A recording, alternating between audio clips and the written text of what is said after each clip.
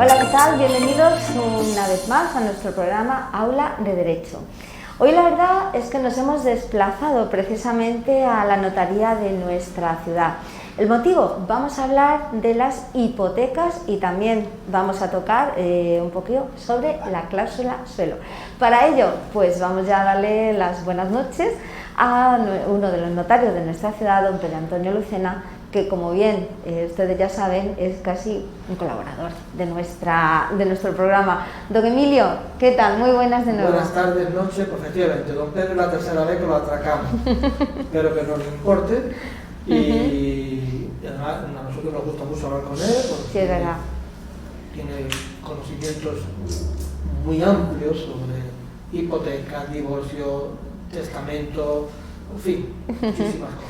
Y además vamos a intentar en este programa, don Pedro, aclarar un poquito más el tema de las hipotecas, porque hay veces que a lo mejor hay gente que le surgen dudas, hay gente que, bueno, que tienen situaciones un poco que no saben dónde acudir, qué hacer, qué no hacer, y vamos a intentar un poquito al menos esclarecerle algunas dudas que tenga.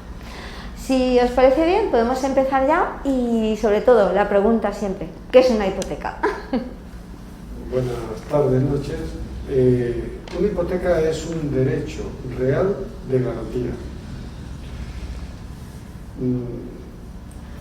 Cuando decimos garantía significa que hay una obligación que cumplir y que en principio parece, por la razón que sea, que se considera insuficiente la garantía de la responsabilidad universal que tiene el deudor.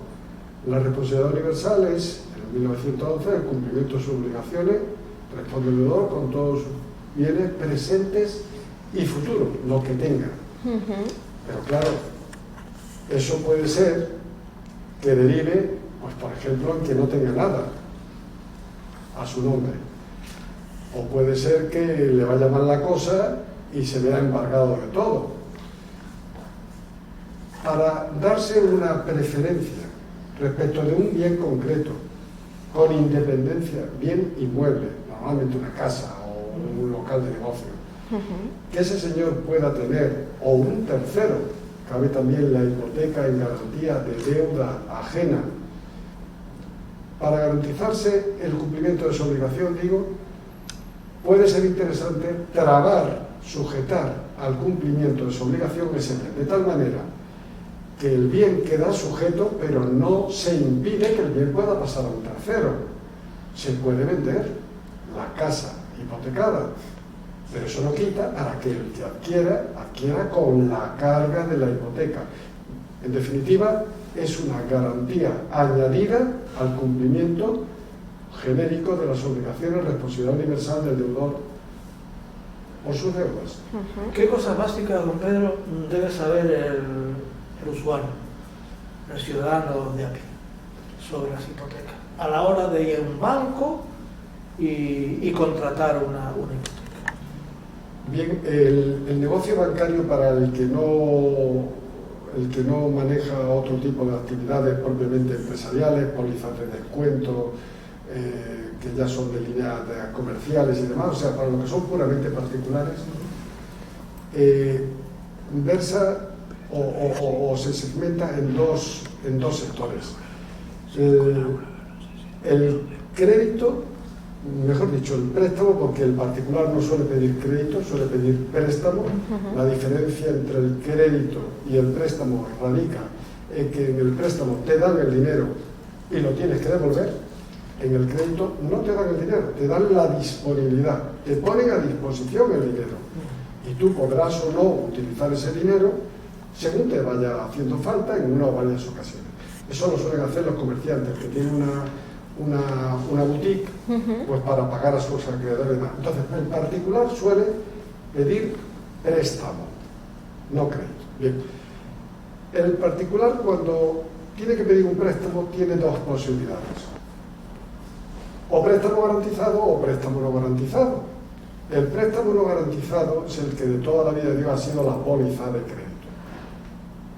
Necesito 5.000 euros, voy al banco y el banco me da ese dinero a cambio de un interés y me hace firmar una póliza que le garantiza, porque algo le garantiza, no es una responsabilidad hipotecaria, porque no está trabado un bien inmueble, es otro tipo de garantía, la garantía ejecutiva, ¿no?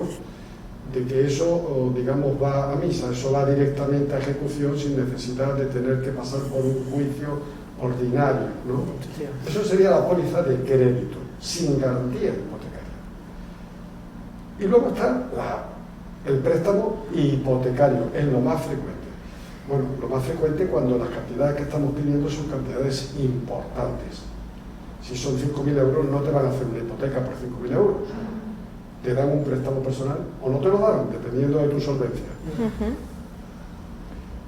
Pero si vas a pedir, por ejemplo, 100.000 euros, lo más normal es que te pidan una garantía hipotecaria.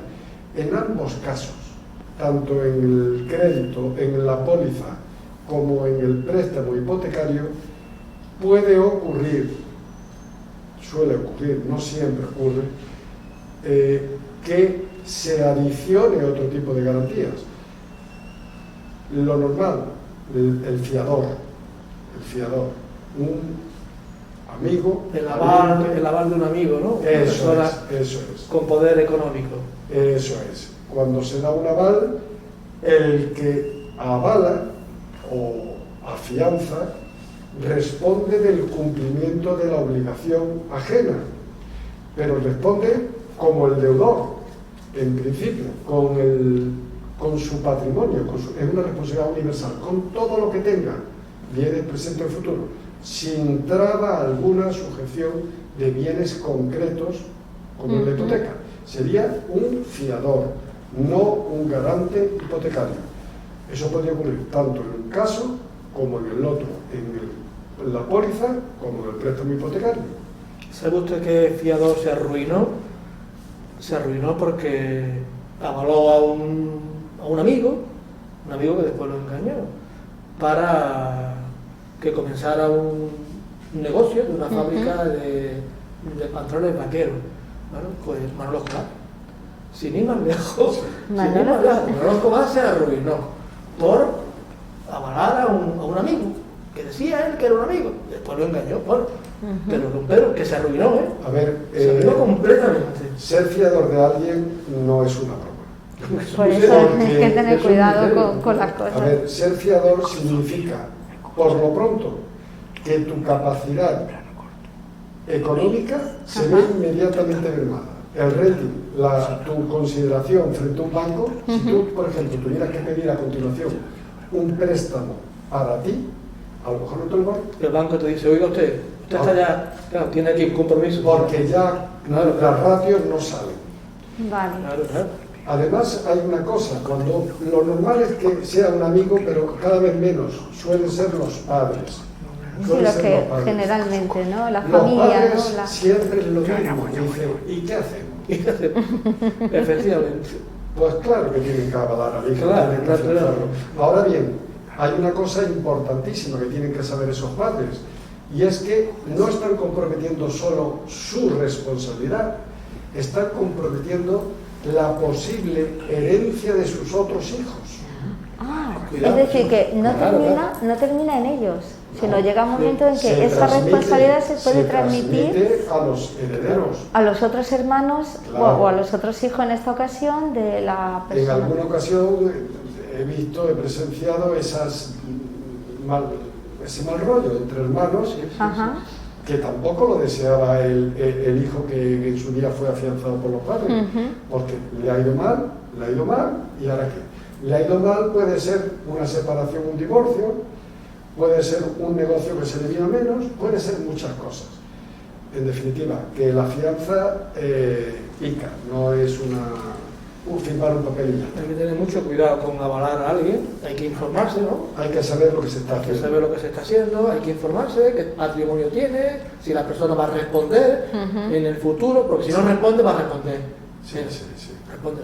Cuando afianzas tienes que hacerte la idea que vas a pagar. De esa manera no te quejas. Sí. De todo modo, la figura de esa fianza, ese afianzador o del avalista, ¿todavía existe o cada vez menos? No. Eso existe y existirá, porque eso es es una garantía, a diferencia de la real, la que va sobre una cosa, real viene de res, de cosa, latín, esto es una garantía personal.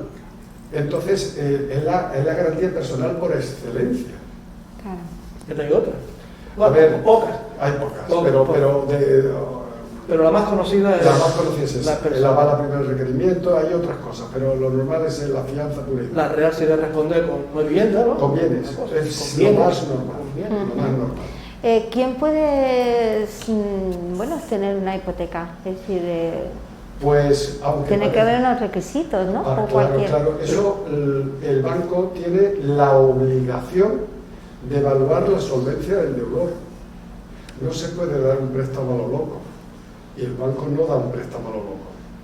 De hecho, también hay unos ratios a cumplir, por ejemplo, cuando se da una hipoteca, sobre el valor. Cuando se va a comprar una vivienda no se puede dar el 100% del valor de la compra. Nunca, efectivamente. Hay que dar por debajo del 80. 80, normalmente. Si es un negocio, al 50. O sea, hay unos ratios de prudencia para evitar cosas que ya pasaron antes y que además dieron también un mal sabor de boca con lo de las auditoras que se habían hecho unas valoraciones sobre tasaciones.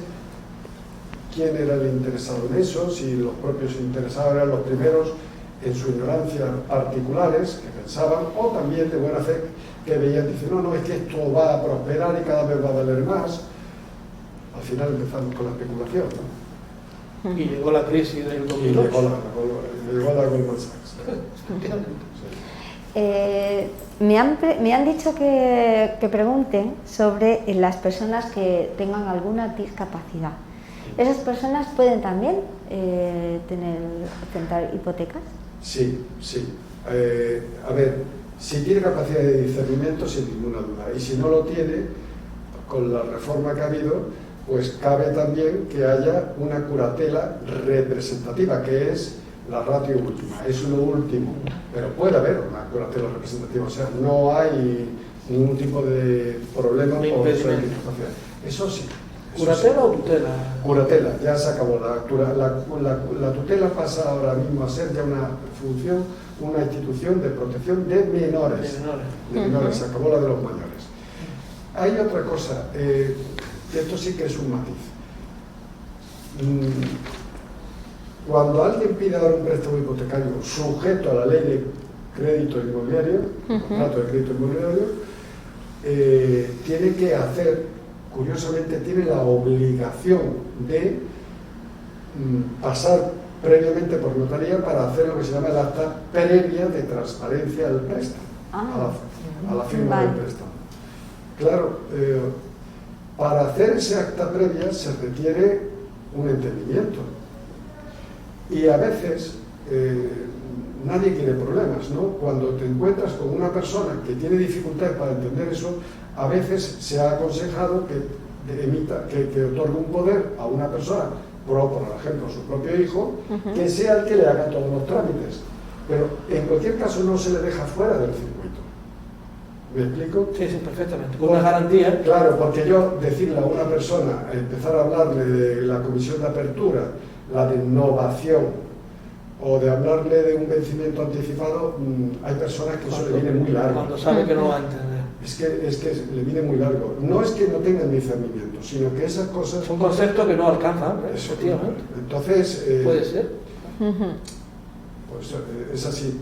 Todo esto empezó con una sentencia absolutamente bien intencionada del Supremo del 2013, cuando se añadió a la tutela tradicional, vamos a decir del particular, porque no me atrevo a decir consumidor, porque era a mitad de camino. Ahí la ley de crédito inmobiliario se aplica no solo a los consumidores, no solo a los consumidores, aplicó un control que hasta entonces no existía, que era el control de la transparencia material. A ver, por intentar entender esto, hasta esa sentencia, cuando alguien firmaba un contrato, lo que pasó con las operaciones de swaps y las operaciones anteriores, que fueron muy frecuentes, oiga, yo no sabía lo que hacía. Error en el consentimiento. Error en el consentimiento. Esa era la tutela tradicional del desamparado. Si ese error se puede declarar, se puede pedir la nulidad del contrato. Claro, pero el problema del error, como otras causas de falta o de cesación o de ineficacia originaria del contrato, es que tiene unas causas. Claro, la resolución, la rescisión, la revocación, la anulación, la nulidad, todo tiene por las causas que son. En el caso del error, eso tenía, 1301, tenía un plazo, 4 años. Y porque el tribunal, esto yo ya estoy tratando de entender. Hablando del Código Civil, ¿no? Claro, 1301. Código Civil, sí. Porque como el tribunal le pareció que aquello era insuficiente, estoy ya diciéndolo a motu propio, no es, se inventó una protección añadida para el consumidor, forzando con sacacorcho la ley, pero la sacó, ¿no? Que es el control de transparencia material, apoyándose en una directiva del 93, y claro, ese control de transparencia material hacía tránsito hacia un carácter abusivo, pero era un carácter abusivo que no tenía nada que ver con lo anterior, porque lo anterior de abusivo era muy fácil de entender. Abusivo es, oiga, que esto es manifiestamente desequilibrado, eso se sabía lo que era, pero también se sabía que, pues, oiga, abusivo es la letra pequeña, la redacción poco clara, eso era la falta de... Poco transparente, que dice el Tribunal Supremo. Eso es, transparencia, que esto es una transparencia gramatical, es una transparencia formal. Pues añadió a esa abusividad stricto sensu y a esa transparencia formal de gramatical, le añadió otra transparencia, lo que llamó transparencia material. En particular, el consumidor tiene derecho, en función de la directiva del 93 y la interpretación de las leyes, a que no al momento de la celebración del préstamo, antes, ser informado de las consecuencias económicas y jurídicas de su actuación. Claro. Con carácter previo. Efectivamente. En notaría, según tengo entendido, ¿no? Y cuando salió esa sentencia, luego se montó un revuelo brutal, porque el problema era la retroactividad hasta donde tenía que decir. El tribunal era consciente de que aquello iba o podía incluso causar un mal mayor o una buena voluntad. Si le daba un carácter retroactivo, pues se montó un revuelo. Al principio dijo que no era retroactivo, solamente a partir de la sentencia. Y después la limitó. Pero luego vino el Tribunal de Justicia de la Unión Europea y te dijo que no, que una vez que se declara que una cosa va contra la protección del consumidor, lo que dice la directiva es que hay que dejarlo sin efecto para todos los efectos, o sea, sin ningún tipo, y por tanto dio retroactividad. Claro, la cláusula suelo se vio afectada por eso. Ahí está. No, nos queda muy poquito tiempo, pero la cláusula suelo. Sí. Un problema de... Bueno, don Pedro sabrá más que yo. Eso ya casi ha pasado la historia, porque eso ya es ilegal y ya los bancos no la incluyen. A ver, es ilegal en los contratos, sujeto a la ley de contratos de crédito inmobiliario. Claro, eso es lo que quiero que en el programa quede claro para aquellas personas que ahora nos estén viendo y bueno, y que alguno en un momento dado pues vaya a lo que ha firmado y que vea si lo tiene, no lo tiene, o si a ver... Sí, pero eso ya, el que tenía que reclamar, reclamó. Ya reclamó. En un decreto del 17 creó un procedimiento de reclamación extrajudicial. Incluso con las costas y todo. Claro, ya había tantos palos y había llovido ya tanto desde el 13, luego una sentencia del 15, luego lo de la Unión Europea. 17 fue, no del 16. 17, es del 17. Bueno, un decreto que dio una reclamación extrajudicial. Y entonces ya los bancos no tienen tampoco interés en meterse en camisa de 11 varas. Y cuando pues se llegaba a un entendimiento se acababa y se acababa la historia. Ya hoy en día eso se montó otro revuelo con el tema de los gastos. Los gastos de hipoteca, de escritura. Otro problema añadido era a partir de cuando se computaba el plazo porque eso era la primera. Había jueces, claro, cuando empiezas y pones una cosa nueva, como el requisito de la transparencia material, dicen, oiga, y ahora esto, ¿qué plazo, si es que lo hay, tiene de prescripción? 4 años desde que se extingue, en principio, por la experiencia que tengo yo en mi bufete, ¿no? 4 años desde que el contrato de préstamo hipotecario se extingue. Yo le pondría 5, pero vamos, es que es defendible las dos cosas. ¿Por qué 5? Por el plazo genérico que han dado ahora cuando en el 2015 modificaron el plazo genérico. 4 o 5. Estamos hablando de eso. Es decir, que el contrato se extingue, pero eso es solo una interpretación. Hay otras interpretaciones. La máxima, la maximalista, hay quien dice que eso no prescribe nunca. Efectivamente, porque la nulidad no prescribe nunca. Pero eso, por eso en la práctica tiene poco sentido. Nos queda ya casi ya para finalizar, pero sí lo que me gustaría, don Pedro, es las personas que ahora mismo nos están viendo y vayan a hacer una hipoteca, además, ¿qué pasos deberían de seguir? Aunque sea muy escueto, ¿qué es lo que realmente deberían de hacer para, bueno, pues para no tener... A ver, yo lo que creo que deben tener presente las personas, al banco no hay que mirarlo con hostilidad. El banco es tu médico financiero. Para mí es así. No, te va a ayudar a solventar un problema serio como la vivienda. Siempre tenemos siempre el concepto ese de que... Yo tengo la vivienda gracias al banco, si no si el banco te dice que no, míratelo. Míratelo porque el banco está para ganar dinero, no para perderlo. Si no te da el dinero será porque es que no se fía de ti, por algo será. Porque no eres solvente. No eres solvente. Y es que ser solvente es no ahogarte. Tú tienes que tener para vivir. Una regla de oro, no la tercera parte, no más de la tercera parte comprometida. Tienes que vivir, tienes que comer, tienes que prever una situación de imprevisto. En definitiva, mirar el chequeo financiero y a partir de ahí, si es necesario, pues comparar, que también puede ser, pero los márgenes distintas ofertas, ¿no? Podría ser, pero yo creo que uno ya por internet hoy en día se ve ya casi todo, se ve todo. La verdad es que sí. Y ya para finalizar y muy breve, don Pedro, ¿en qué nos ayuda un notario? Esas normas de transparencia. Sí. Creo que... Sí. ¿En qué nos ayuda? El notario es que te ayuda en todo. ¿En todo? He dicho varias veces en los programas que hemos tenido con don Pedro. Es el especialista. Ya por eso mismo le pregunto cómo... ¿A quién vas tú cuando te duele la garganta? Pues a los ¿no? Cuando tengo un problema de esta índole, hipoteca... Ahí al notario. Testamento, somos especialistas. Vamos, somos especialistas en jurídico, no en economía. Claro, no en economía. Sí. No en economía. Claro, yo, por ejemplo, la TAE no sé calcularla con fluidez ni nada de eso, pero sí sé lo que lleva detrás, ¿no? Entonces, pues el notario asesora.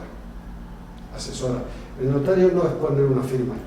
Es verdad que muchas veces, por ejemplo, a mí me pasa, yo peco a lo mejor de no hablar demasiado, pero cuando estoy mirando la escritura, estoy mirando que todo va bien.